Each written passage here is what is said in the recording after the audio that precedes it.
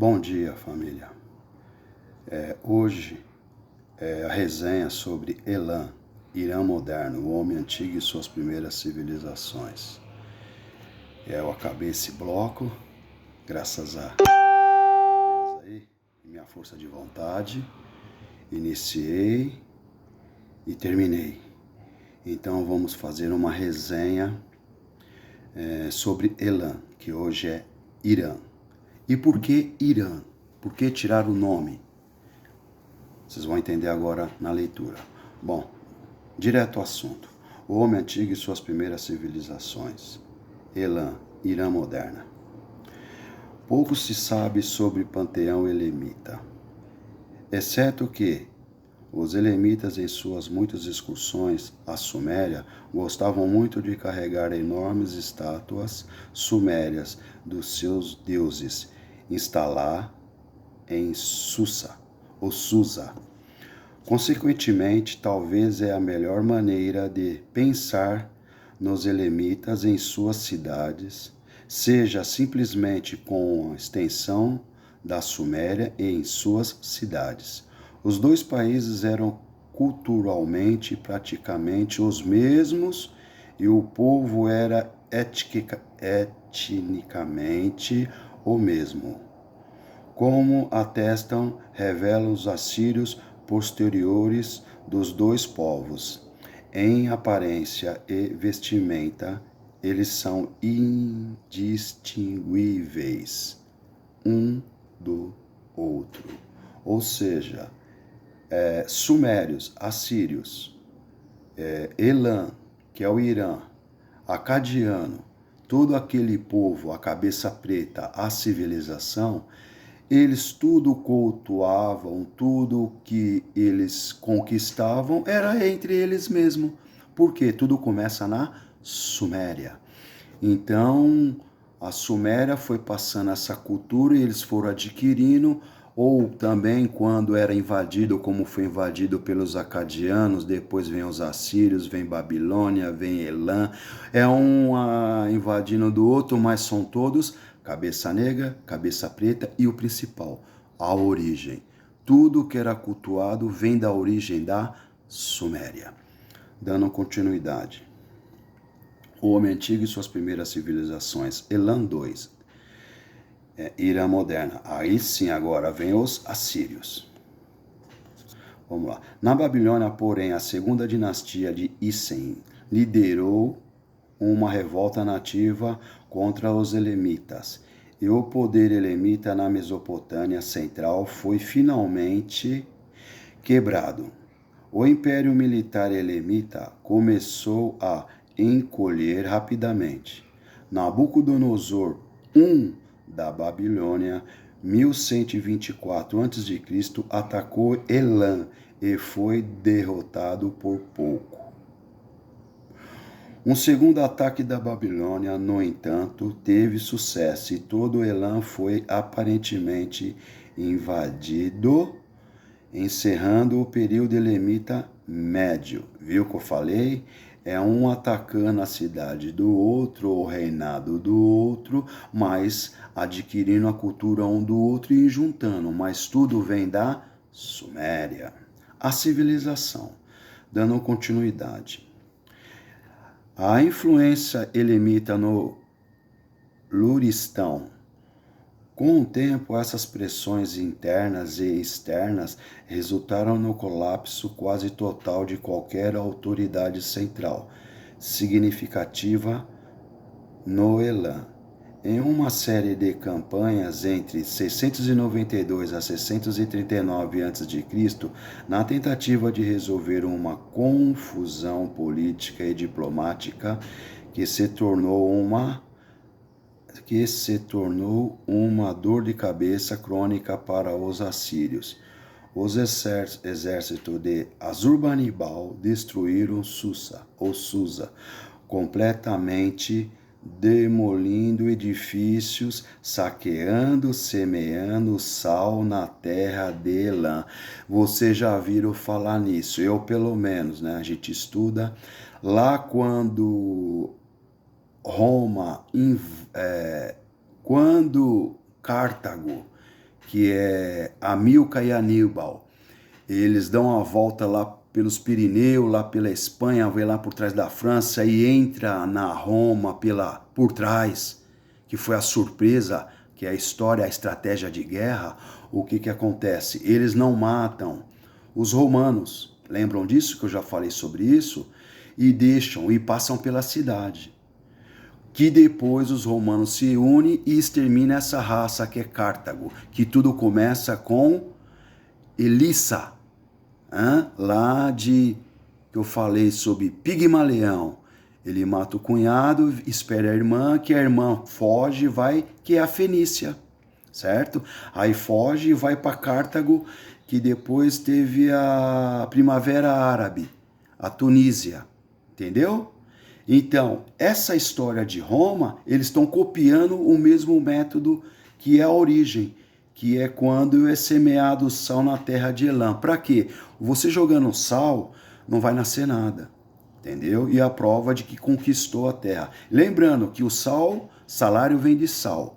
E sal era como ouro, como prata naqueles tempos. Tinha um grande valor. Inclusive, se você vê Mahatma Gandhi, ele faz... É com sal que ele começa a se manifestar, que ele faz todo aquele jejum, aquele protesto.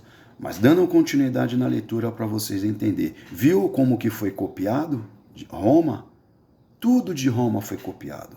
Dando continuidade na leitura. Ao Palácio de Assurbanipal, com 660 a 650 a.C., cena retratando as consequências da Batalha de Til-Tuba, em Elã. Os persas e os medos são mencionados pela primeira vez no registro do rei assírio Salmaneser. 3. 1859 a 824 a.C. Nesses registros, Perusual, junto com Metai da Média, são mencionados pela primeira vez como habitantes da região do lago Urmia, um lago salgado no noroeste do Irã, próximo à fronteira do Irã com a Turquia. Lago Mataunus, e um antigo nome para o lago Urmia, era o centro do reino de Namé. A identidade exata dos Persuar ainda não foi determinada, mas do ponto de vista linguístico, a palavra corresponde a Parsa, do Parsa antigo. Olha que interessante. O povo do mar, incluindo os Paleste e Tijerker, minoicos de Greta, que mais tarde seriam conhecidos como filisteus. Lembra da história dos filisteus? O gigante dos filisteus era um certo pastorzinho que se chamou Davi. Era tão pequenino que confiava em si. Ele, por ousadia, orando sempre a Deus, foi enfrentar um dia o herói dos filisteus. Com a funda pedra colocou, girou, mais uma vez, mais outra vez, e o gigante achou, tombou. Eu aprendi isso lá na igreja evangélica com 7, 8 anos, que minha tia é até hoje, da igreja batista de Itaquera. Mas dando continuidade na leitura, filisteus eram os gigantes. Então tinha gigantes e nós, a estatura mediana. Acredito eu, mas filisteus era a terra dos gigantes. Após estabelecer no sul de Canaã, com o tempo essa área tornou-se conhecida por uma variante do seu nome, Palestina. Os Luca, que podem ter vindo da região Lícia da Anatólia. Anatólia hoje é a Turquia, tá? Trocaram o nome e colocaram Turquia, mas é Anatólia a origem. Tem umas palavras aqui que eu vou ler do meu jeito, que eu não manjo de inglês e estamos aí. Os ex-Edenem, que parecem ser identificados com os gregos negros originais, os Sárdana,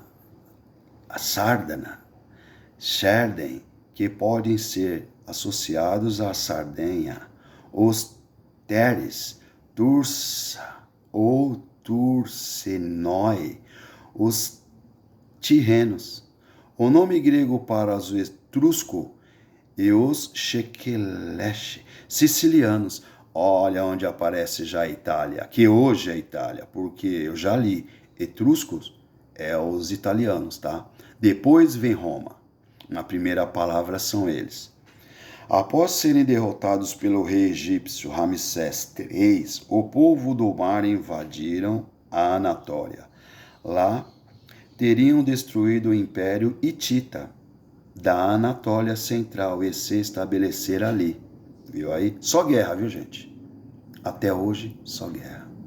Isso porque o patriarcal, enquanto tiver o patriarcal e não tiver o equilíbrio entre o homem e a mulher, o patriarcal e o matriarcal, vai sempre acontecer isso. Você pega pelo Congresso, você pega pela nossa história do Brasil, você pega a história mundial, é o homem e o Deus. Agora, esse Deus, quem que gerou Deus?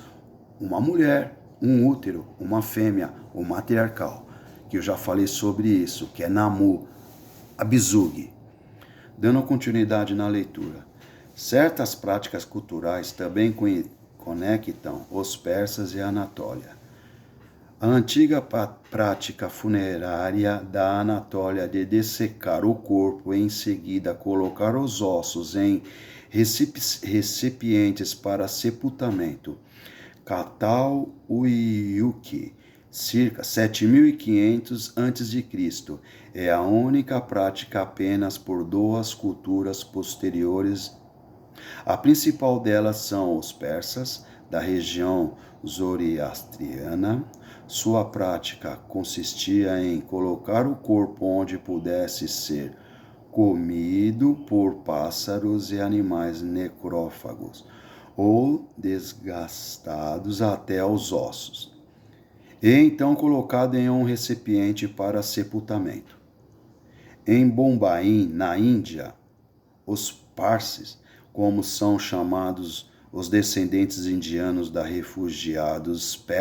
refugiados persas, da invasão árabe turca, mantêm torres de silêncio, que são torres circulares altas.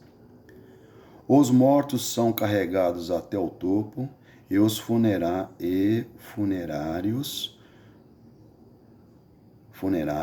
os colocam em leitos de pedra em redor de uma cova central.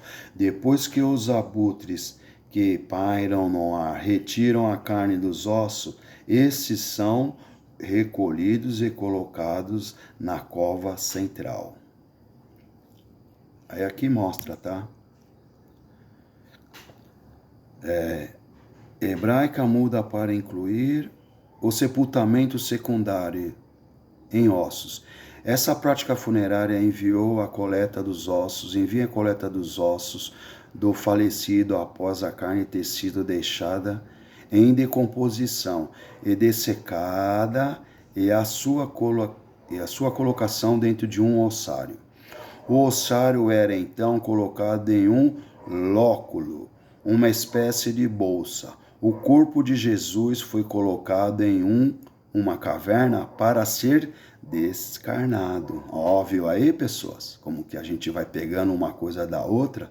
Essas práticas funerárias precisas são exclusivas desses povos mencionados e de nenhum outro povo no mundo. Logicamente, então, a pergunta que se faz eles estão relacionados? Não é exagero conectar os hebreus aos antigos da Anatólia. Desde a época antiga suméria, os hebreus, formalmente chamados de amorreus, eram conhecidos como um povo nômade que habitava a área formada pela junção das fronteiras da atual Turquia, Síria e Iraque. A Bíblia sugere que a cidade de Harã, que fica no centro dessa região, fica na terra natal dos hebreus e se refere a ela pelo nome. A antiga Harã estabelece localizado logo ao norte da atual fronteira da Síria e a Turquia. Egípcios, gregos, anatólios e persas também compartilham o uso de esfinges, leões, cabeças humanas como criaturas místicas. Você viu aí que os hebreus estão vindo copiando e copiou vem copiando tanto dos persas como essa dessecação, essa separação, inclusive com Jesus. Tá vendo como que é a história, gente? Dando continuidade. O homem antigo e suas primeiras civilizações. Elam 3. Elam moderna. Quando deixamos Elam pela última vez, os babilônios e os medos da Média haviam destruído o Império Assírio. Ciro o Persa. Olha a importância dessa leitura. A Média. O reino dos Medos foi logo derrubado pela ascensão dos persas, liderado pelo seu rei, Ciro II, Ciro o Grande, da Pérsia. Enquanto os Medos estavam ocupados com a Síria, Ciro consegue unir sob sua autoridade várias tribos persas e elemitas, que não estavam sob o controle dos Medos. Por fim, rebelou-se abertamente contra os medos, que derrotou na batalha. Nessa batalha, um número considerável de tropas medas desertou para o lado do persa. Assim, em 550 a.C., o Império Medo tornou-se parte do primeiro Império Persa. Os reis aquemênidas devem ter sugerido no cenário internacional com uma rapidez que assustou muitos. Você viu aí o Ciro já aparecendo? Olha aí a religião deles. Zoroastrismo. A religião dos persas era o zoroastrismo, é o nome que davam ao seu deus. Era Ahura Mazda.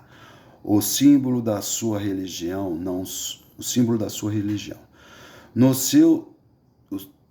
o seu Deus era o Farahar. Os persas eram devotamente religiosos e tinham muitas regras e proibições rígidas, de particular desagrado para os persas. Era desagrado para os persas, era a mentira. Isso serve para hoje, né? Porque a mentira manifesta a corrupção manifesta a mentira. Olha o que fizeram comigo. A mentira. Tudo quando mente, sempre há um jeito da espiritualidade de Deus, os apóstolos, as almas, os anjos, os santos, o Espírito, as Nossas Senhoras, entre o céu e a terra, se manifestar para mostrar a verdade. Inclusive, você viu ontem aí do INSS aí, um defendendo o outro e tudo uma podridão, 6 bilhões, tirando do aposentado, do pensionista, que não tem mais tempo para ler, que não enxerga, olha eu com 60 anos, se não tiver o cara aqui, eu não enxergo mais de perto. E aproveitar da bondade das pessoas, sempre quem? Os que se acham espertos, dando continuidade na leitura. Ciro então partiu para conquistar todas as terras que pode encontrar e finalmente volta e encontra a Babilônia. Como você se lembrara da sessão sobre Suméria, o sacerdócio de Marduk na Babilônia já havia preparado o cenário. A queda da Babilônia ocorre quase com anticlímax. A queda da maior cidade do Oriente Médio foi rápida. Ciro marchou, isso foi no final do verão de 539 a.C., e se tornou e tomou as mãos da estátua do deus Marduk, com o sinal da sua disposição de governar com a Babilônia, e não como um conquistador estrangeiro. Com isso, ele foi aclamado com um sucessor legítimo do trono. Com esse único passo, Ciro levou o poder persa até as fronteiras do Egito, pois com a Babilônia veio todo que ele havia conquistado anteriormente dos... Então, tudo que a Babilônia conquistou anteriormente, claro, veio tudo e ele havia conquistado anteriormente dos assírios e também que mais tarde havia conquistado por conta própria. Um conquistando e outro vem conquista e vai catando do outro e vai aumentando o império, vai aumentando o reinado. Agora, a importância dessa leitura. Aqui é a única na história que se sabe que os judeus, hebreus, amorreus e Ixos, que é uma coisa só, que eles vêm trocando de nome e chega nos hebreus. Começa com Ixos, amorreus, hebreus e Israel, que me falha a memória, contra Deus. Depois lá na frente a gente vai ver isso, mas já li, já saiu da minha boca e eu assino embaixo. Dando continuidade na leitura. Libertação dos hebreus. Por onde Ciro e todos os mencionados cativos haviam sido mantidos por gerações na Babilônia, foram libertados. O seu retorno às suas terras nativas foi financiado por ele. Entre os cativos libertados estavam 50.000 hebreus mantidos na Babilônia por 3 gerações. A instrução dele era retornar à sua terra natal e reconstruir seu templo. Essa política também foi seguida pelos sucessores de Ciro. Alguns dos hebreus libertados foram convidados a se estabelecer na Pérsia e de fato se estabeleceram nela. Por causa de um ato tão generoso, Ciro foi ungido na Bíblia. Ele é o único gentio na Bíblia a receber o título de Messias.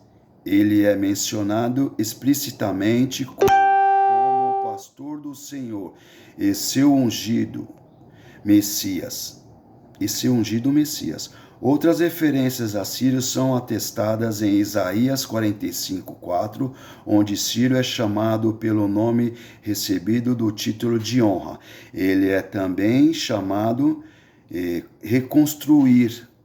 para reconstruir a cidade de Deus e libertar seu povo em Isaías 45:13. E é escolhido, chamado e cozido com sucesso por Deus e conduzido com sucesso por Deus. Isaías 48:14 e 15. Com a morte de Ciro o Grande, o império passou para seu filho Cambises II, reinou por 529 a 522 a.C.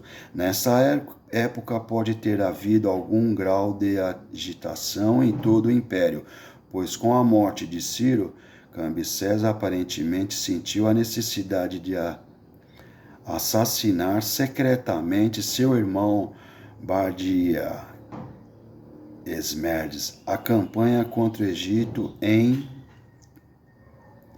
525 a.C. Você viu aí quem que é o Ciro o Grande? A palavra o Grande que você vê em Alexandre está copiando. Os gregos copiou tudo deles. Chegou ela, a minha rainha, a mais dengosa de casa, a Mel. Mas dando continuidade na leitura. Entendeu? E Ciro é ungido na Bíblia. Eu já li sobre isso. Ciro, que hoje é o Irã. Ele liberta esse povo, 50.000 hebreus, que hoje é o Israel, que deram em 1948 lá as terras para eles, de que hoje eles estão aumentando, tanto pelas colinas da Síria, que hoje já está no mapa como colinas de Golã, e não tinham terras. E agora o que eles estão fazendo com os palestinos, tá certo? Que a Palestina é tudo lá em Canaã. Por isso que eu falo, vai chegar no Egito, que eu já li, a 15ª dinastia. Quem que reina a 15ª dinastia? Os Ixos, amorreus, hebreus, israelita, que é tudo uma coisa só, que hoje são eles. Eles reinaram por 511 anos no Egito. Não existe aquilo do cajado de Moisés pegar o cajado e abrir o mar vermelho e que foge e depois o mar se ajunta, tudo mentira, gente. Porque a única vez que os hebreus, Ixos, amorreus, Israel, são cativos, essa aqui que é a história, e Ciro que liberta eles da Babilônia. E liberta eles, dá dinheiros para eles voltar, construir seus templos, e aquele que fizesse na terra ficava não como escravo, e sim como cidadão persa. Se ligou na leitura, gente? Viu como a gente não sabe? Eu cresci dessa maneira. Agora, 60 anos, a leitura é outra. A cabeça é outra, a mente é outra. Dando continuidade na leitura. Eis como Heródoto descreve algum dos participantes das grandes batalhas. Os etíopes orientais dravidianos, pois duas nações com esse nome serviam no exército, estavam aliados com indianos. Eles não diferiam em nada uns dos outros, exceto na língua e na característica dos seus cabelos. Pois os etíopes orientais têm cabelos lisos, enquanto os da Líbia têm cabelos mais crespos do que qualquer outro povo do mundo. Viu aí quando eu falo da cabeça preta? A de África, a de Ásia, a de Austrália, a de Ártico, a de Antártico, a de América, Índio, Comanche, Japão, China, o Ártico com Esquimol e eu, a África. Todos nós somos a cabeça preta e todos nós levamos no nosso continente a letra A letra do Criador, a letra de An, a letra de Abizug, a letra de Antu, céu, Antu, que terra. Entre o céu e a terra, a outra letra A, atmosfera. Dando continuidade na leitura. Etíopes, palavra grega que significa rosto queimado, termo usado para todos os negros, geralmente denotando negros que não eram do Egito. Você já viu aí? Isso quem escreve é a raça branca já. Os gregos, separando eles dos negros. Ali é cara preta, cabeça preta. Com certeza então, mas não, os gregos começaram a ser, todos eram negros. Vai chegar lá. Isso é uma mentira, tá? Isso foi uma invenção deles. Dando continuidade ali, líbios, termo grego que geralmente se refere a toda a África, exceto o Egito. Viu o que eu acabei de falar? Eles já estão separando um dos outros, sendo que nós somos uma coisa só lá no passado. Entendeu? Por quê? A cultura dos gregos, eles começam. Por que os romanos não mataram os gregos? Eles têm a literatura e escritura, as esculturas que começam com mármore. Mas tudo vem da o quê? Da África, que é era do bronze. Acaba a era do ferro, era do bronze. Que os caras faziam todo tipo de metalúrgica.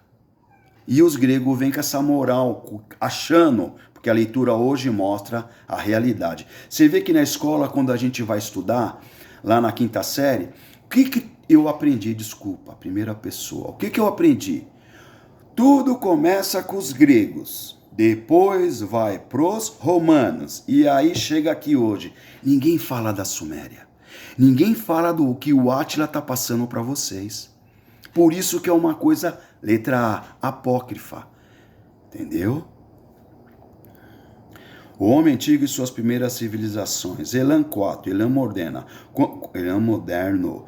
Quando deixamos Elam pela última vez, Alexandre o Grande havia derrotado os persas. Gente, eu dei uma cortada, porque quem quiser ler, tá aí. Elam 1, Elam 2, Elam 3, eu só catei, fui sucinto, é uma resenha.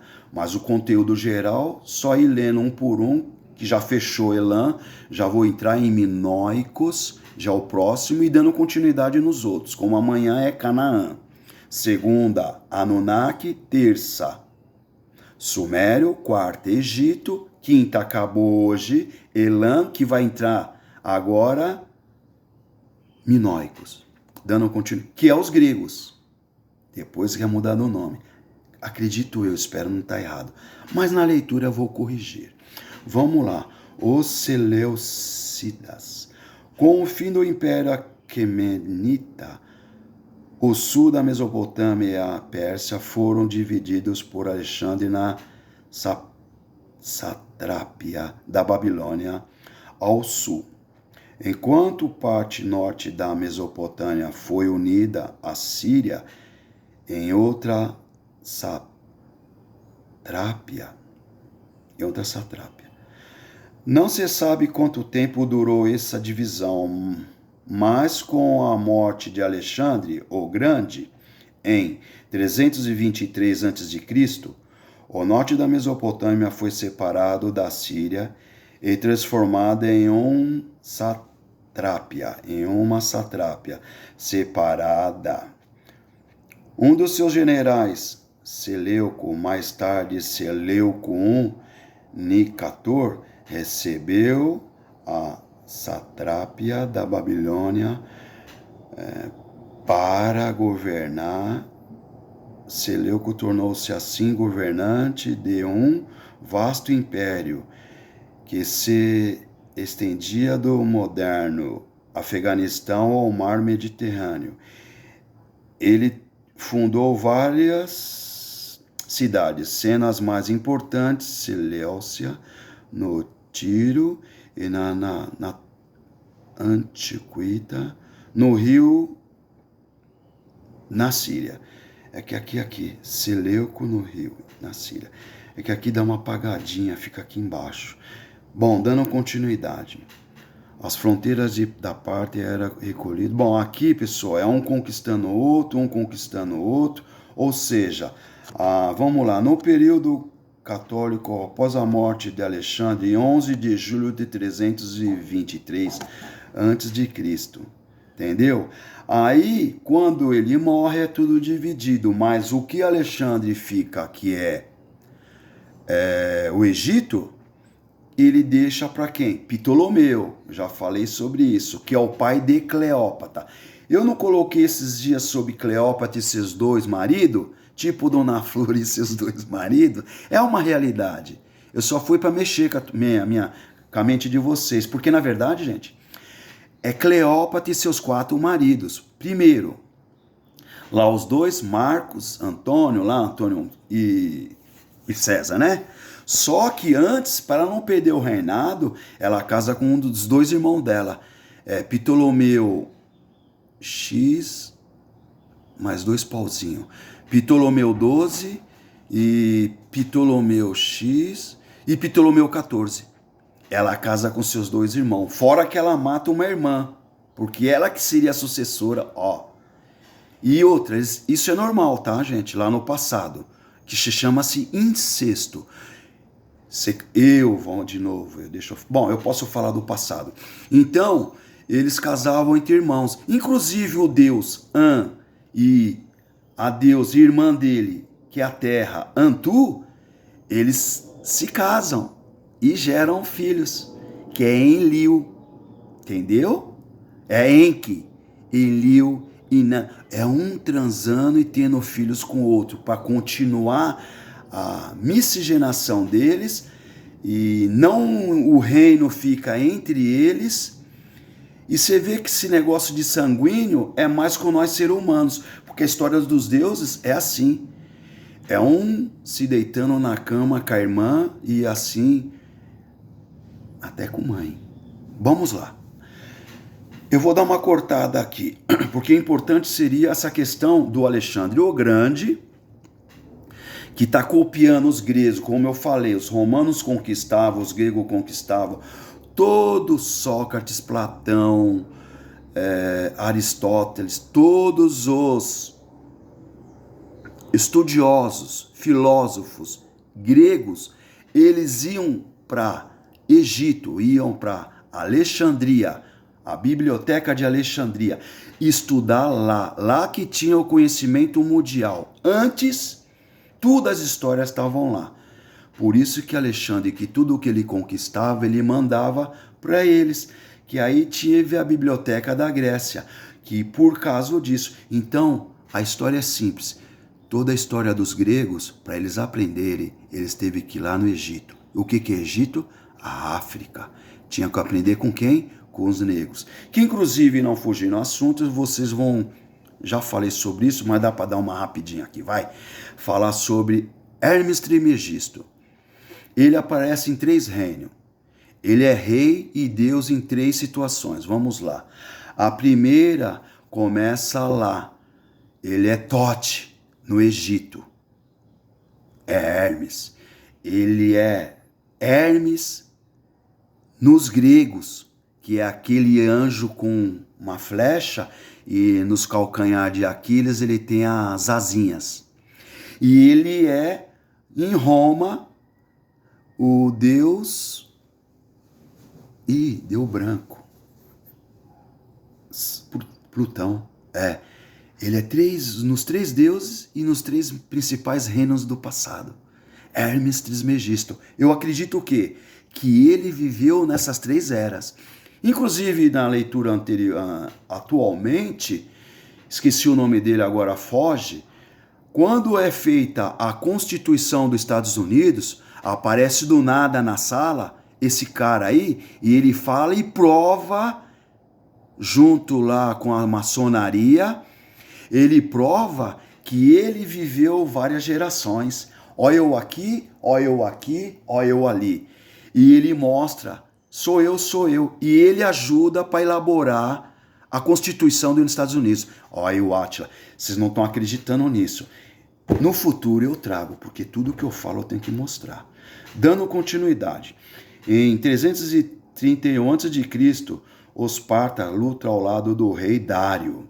3. Em sua luta contra invasores macedônios.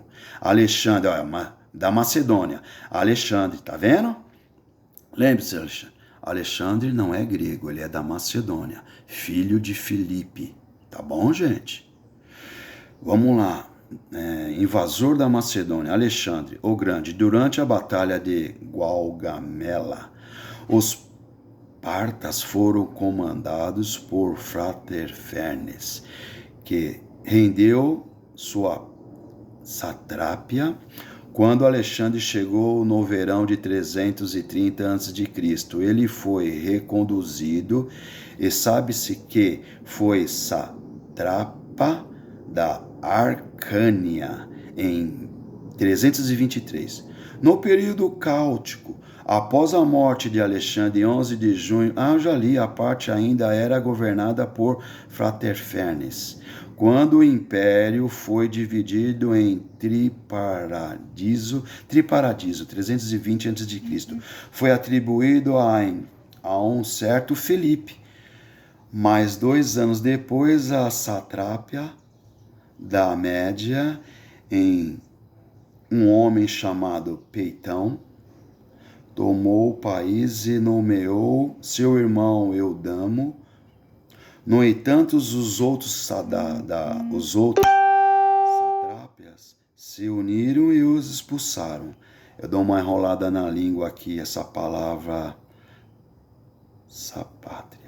Faz parte, é treinar, é a leitura. Vamos lá. Isso aqui é interessante, gente. Nossa, eu vou ter que abaixar para não aumentar aqui e não perder a sequência. Os Parnes eram cavaleiros experientes, conhecidos por dominarem a técnica de girar o corpo no galope e disparar flechas contra seus perseguidores. Eram conhecidos como o tiro parme, mais tarde conhecido como o tiro de despedida. E tem um desenho. Gente, eles não estão em cima do cavalo, mas eles estão em cima do cavalo com as pernas segurando no cavalo, as mãos com a flecha e com o arco. E eles giravam, tem que ver mostrando. Eu já vi sobre isso. Eles giram, que nem eles estão vindo atrás de você, eles giravam e já metiam a flecha. E não saia de cima do cavalo, já armava e já... Aqui. Gente, a habilidade. Você vê como que é a história? Lá atrás, o domínio primeiro do cavalo e em segundo, essa técnica de conseguir lutar em cima do cavalo e dar flechada no no oponente. Aqui está, vamos lá. A esta altura sabemos que todos aqueles da estátuas de busto de mármore de supostos gregos e romanos em museus são na verdade criados em 1600 e 1800. Agora moderno, tá? Supostamente cópias da origem de bronze, mas não podemos deixar de nos perguntar o que aconteceu com os originais, que eram tudo do quê? De bronze. A era do bronze não é aqui em Roma, não é aqui na Grécia. Você, nós mesmos lemos, já vimos no passado, que é tudo peça branca, porque é mármore branco. Mas lá eles tiram do quê? Da era tudo da África, que era do metal. E cadê a fonte, a origem? A forma. Além de fazer a forma, eles faziam as peças, como você vê no Egito, lá as estátuas, em todos aqueles antigos, gente. Você vê como que é? Quando os romanos invadem, os gregos começam a fazer de mármore, que se torna branco, e aí vem a raça branca. E que passa para os romanos, que também se tornam brancos. Você viu como que é? Só porque o material era branco, gente. Só nada mais do que isso. Que hoje, na leitura, eu já sei que tem mármore verde, mármore marrom, mármore preto. Eu sou negro, tá? Eu não sou preto. Preto é cor de lápis, branco é cor de lápis, vermelho é cor de lápis, tá? Amarelo é cor de lápis. Nós somos só uma coisa: a cabeça negra, a raça, a civilização. Quem dá esses nomes são os brancos para separar a gente. Já falei sobre isso, tá? E todos nós somos a letra A, só a Europa que é hoje brancos. A raça branca. Então eles têm a leitura junto com os Estados Unidos também, que exterminou do Pacífico Atlântico os cabeças pretas, que é os Comanches, os Apaches e tal. E estão de olho no México, que o México luta, que senão já era dominado também pelos Estados Unidos, assim como ele quer fazer com o Canadá. E assim que se foi, tá? Lerei, será que eu falei certo? A carta de Hitler está chegando. Quando eu chegar lá, na América. A carta de Hitler, que ele fala os Estados Unidos da América. Nossa, fugiu o assunto, mas é conteúdo bom. Vamos lá. Bom, aqui, ó, pelo seu estado, pode se facilitar dizendo que os... bom, aqui tudo bem, vocês vão ler. Última parte. O homem antigo e suas primeiras civilizações, Elam 5, Elam moderna. Quando deixamos Elam pela última vez, os persas, sassânidas, havia ascendido e estavam ascendido, é isso mesmo, e estavam em guerra contra Roma. O fim de Elam e da Pérsia é a última parte. Efaltitas, também escrito Efaltalita, membros de um povo importante na história da Índia e da Pérsia. Durante o século 5 e 6 depois de Cristo, de acordo com as crônicas chinesas, olha a China aparecendo aí, viu como tudo é milenar, tudo é cabeça preta, tudo é cabeça negra. E China, eles eram originalmente uma tribo que vivia ao norte da Grande Muralha e eram conhecidos como Aoa ou Atum.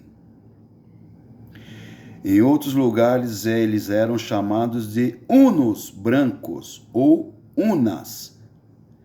Eles não tinham cidades ou sistema de escrita, viviam em tendas de feltro e praticavam a poliandria. Olha por que eu estou lendo isso. O que é poliandria? Não sabia. É a primeira vez. Já li, né? Para estar aqui, eu fiz o resumo. Vamos lá. Poliandria. Uma mulher casada com mais de um homem. Viu aí, pessoas? Como que tinha um matriarcal, como era importante a mulher. Então, se eu sou uma mulher e sou de uma alta casta, eu vou gerar filhos de vários reis, de várias pessoas. Olha que interessante. Vamos lá. Casada com mais de um homem. Nos séculos 5 e 6, os efitalitas invadiram repetidamente a Pérsia e a Índia. Em meados do século 6, sob os ataques dos turcos, eles deixaram de existir como um povo separado e provavelmente foram absorvidos pela população circundante. Nada se sabe sobre essa língua. Você vê que tem povos que apareceu e sumiu, como os hetitas, como os hebreus. O hebreu pegou o nome, porque vai chegar na leitura o verdadeiro hebreus. Ninguém sabia que ia acontecer do Átila estar estudando apócrifo e ver ao outro lado. Não sei se é verdade, não sei se é mentira. Eu sou imparcial, só estou lendo. O quê? O apócrifo, o que não colocou nas escolas, o que não colocou para nós estudarmos lá atrás, e que muitos hoje são formados, são historiadores e não têm esse conhecimento. A carta de Mohammed a Crohal II. Antes dele atacar, ele mandava a carta. Que educação. Hoje, olha o que Israel faz. Meu Deus, gente, que desproporção. Estão bombardeando tudo. Exterminando uma raça na nossa cara. A Palestina, os palestinos, que começa lá em Canaã. Quando os judeus é convidado a se retirar do Egito, que é a 15ª dinastia, que reinou por 511 anos, os pastores que reinaram o Egito com sangue. O Alto e o Baixo Egito se unem e manda eles se retirarem. Nada mais do que isso. Aí eles colocam esse sensacionalismo na Bíblia de que eles eram escravos e que ajudaram a construir as pirâmides. Gente, a tecnologia hoje mostrou que para levantar cada bloco daqueles de 20 a 70 metros, ninguém naquela época conseguiria. Tudo ia afundar na areia. Gente, eu já falei sobre isso. Enoque, que tem outro nome, e os gigantes negros. Por isso que tudo que você vê no Egito é gigante, gente. A era a terra de gigantes. Por isso que veio o dilúvio. E aí vem a estatura mediana nossa. Por isso que nasce pessoas com 2 metros, 2,15 metros, 2,5 metros. Vai aparecendo, mas não tem saúde. Anda curvado quando... Eu não tenho 1,70 m, até o fim da minha vida, lá nos 80, 90 anos, eu vou diminuir de tamanho. Hoje não é saúde uma pessoa grande de 2 metros. Por isso eu falo, eu sou da estatura de Rui Barbosa, é claro. Porque estatura mediana, Chico Buarque tem uma música. Sou brasileiro de estatura mediana. Dá para viver mais. Então, eu só vou ler a carta. Eu dou umas fugidas. É que vem, gente. Para que eu fazer isso? Não era necessário. Vou ler a carta, tá? Não vou entrar em pipipi, popopó. Vamos lá. A carta. Em nome de Deus, o clemente, o misericordioso, de Mohammed, o mensageiro de Deus ao grande Kirla, do Irã. Vamos lá. Que a paz esteja com ele, que busca a verdade e expresse sua fé em Deus e em seu profeta, e que testemunha que não há divindade além de Deus e que ela não tem parceiros e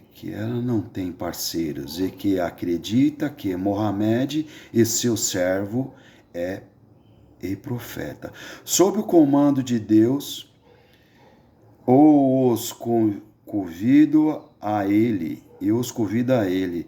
Ele me enviou para guiar todas as pessoas, para que eu possa alertá-las sobre sua ira e apresentar a ultimato aos descrentes. Aprance o Islã, para que permaneçam seguros e se recusarem a aceitar o Islã, serão responsáveis pelos pecados dos magos. Aqui não dá. Há diferentes relatos sobre a reação dos Corses II. Quase todos afirmam que ele destruiu a carta de raiva. Deu uma enrolada na língua, é fogo a leitura, mas tem que praticar e eu não desisto, certo? Vamos lá. Vocês vão ler. Você vê, ele manda uma carta, sempre ele manda a carta, gente. Ó que barato. Na guerra. Vamos lá. Assim, quando Isdagerd III, o último soberano sassânida, Zoroastriano da Pérsia, subiu ao trono em 632 d.C., ano da morte de Maomé, herdou um império enfraquecido pelas guerras bizantinas e dissensões internas. Yazedegerd III era neto de Corcoes II e do imperador romano Maurício. Ele era uma criança quando ascendeu e nunca mais governou de fato o Império Unificado. Você vê aí como que é, já tá os romanos, todos...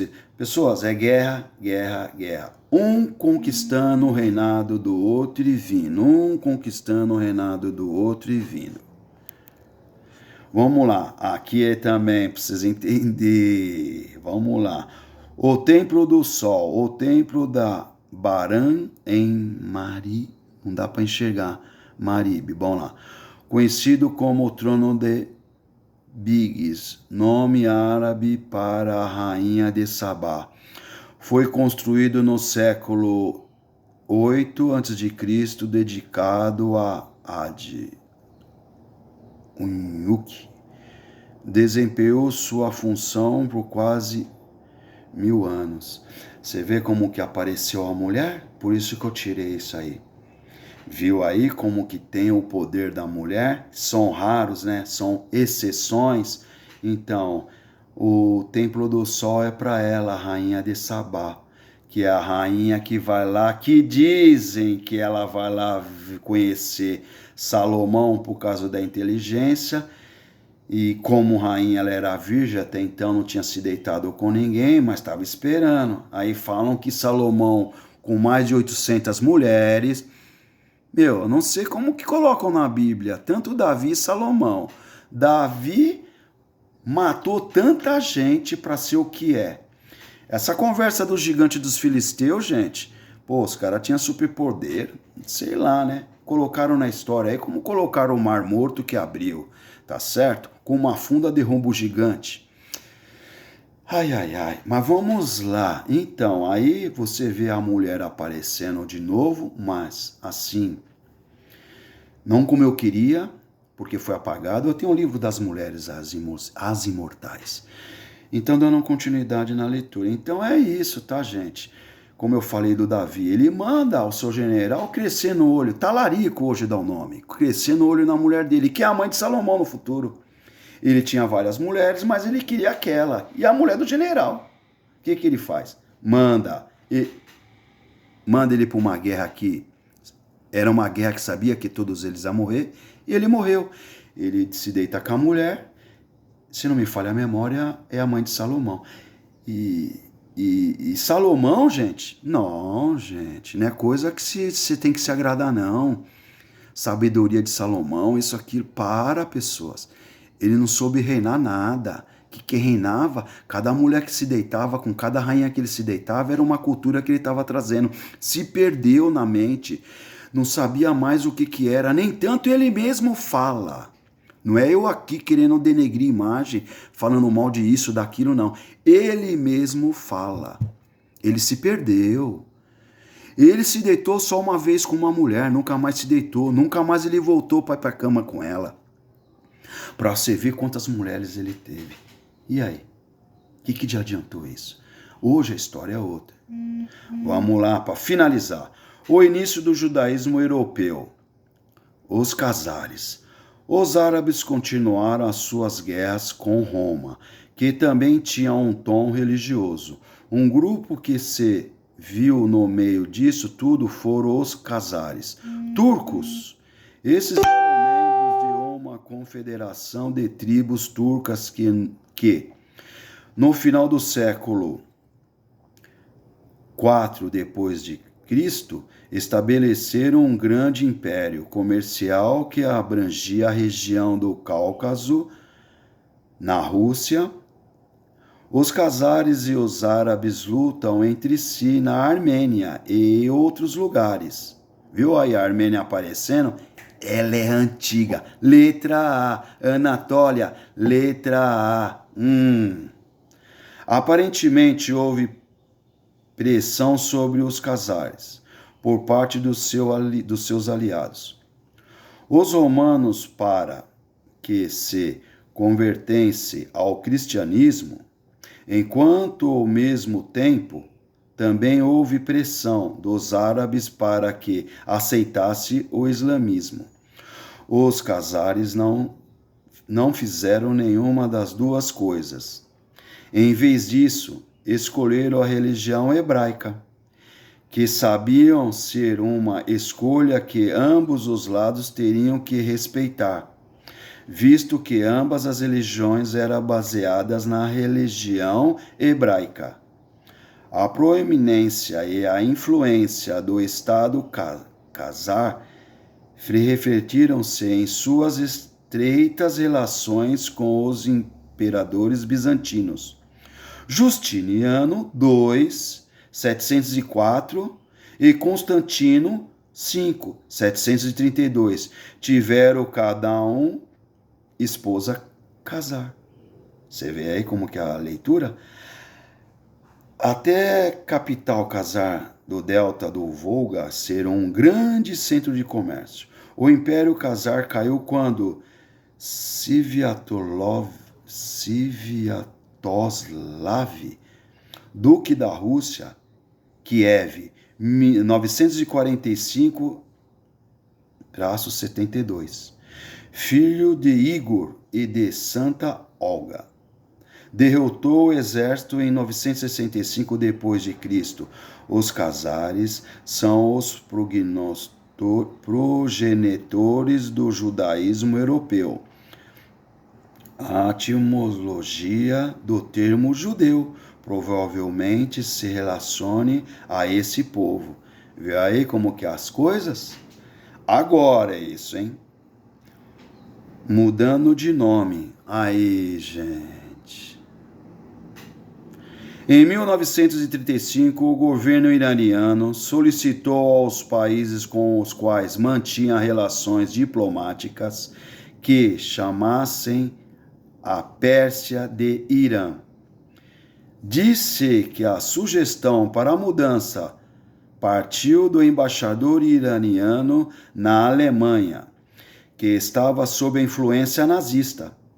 Na época, a Alemanha estava sob o domínio febre racial e cultiva boas relações com nações do sangue ariano. Disse que alguns amigos alemães do embaixador o convenceram de que, assim como a chegada de Reza Shah, a Pérsia havia virado uma nova página na sua história.